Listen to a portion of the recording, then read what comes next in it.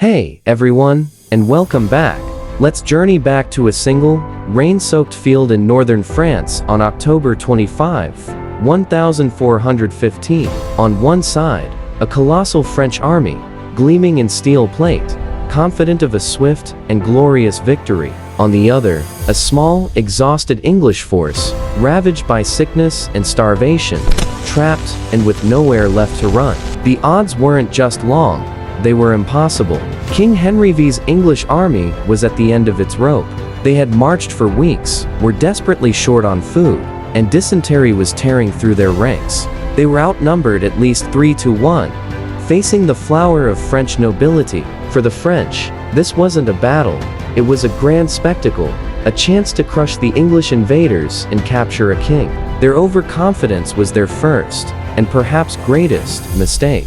The battlefield itself would become a weapon. Days of heavy rain had turned the plowed farmland between two forests into a quagmire, a thick, sucking mud that would cling to every footstep.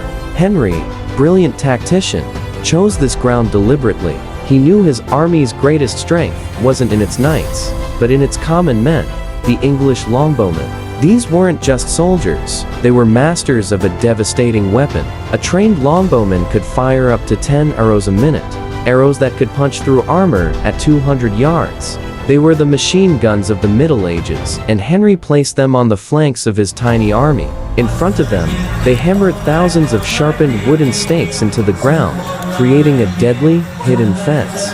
As the French trumpets blared, the charge began. Thousands of knights, weighed down by 60 to 100 pounds of armor, began their slow, ponderous advance. But instead of a thundering gallop, they were immediately bogged down in the mud. The field became a death trap.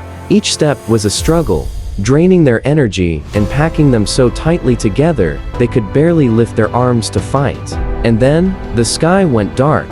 On Henry's command, a storm of arrows, tens of thousands of them, rose in a great arc and fell upon the struggling French. The sound was described as a terrifying roar. The bodkin-tipped arrows pierced helmets, found gaps in armor, and created unimaginable chaos.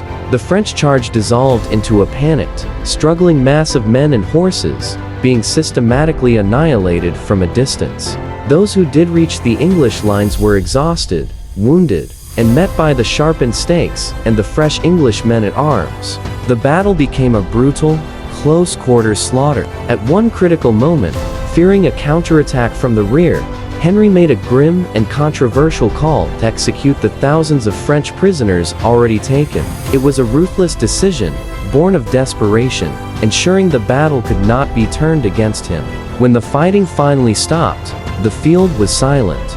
The French army had been utterly destroyed. Thousands of nobles and knights lay dead, while the English had suffered astonishingly few casualties. It was one of the most lopsided and decisive victories in military history. The Battle of Agincourt cemented the legend of the English longbow and proved that a small, disciplined army with superior tactics and technology could defeat a much larger, more powerful foe. It was a victory of the common soldier over the armored knight, and it changed the course of the 100 Years' War forever. Thank you so much for joining me on this look back at a truly epic moment in history. If you enjoyed this, a like would be amazing, and consider subscribing for more deep dives into the past. We'll see you next time.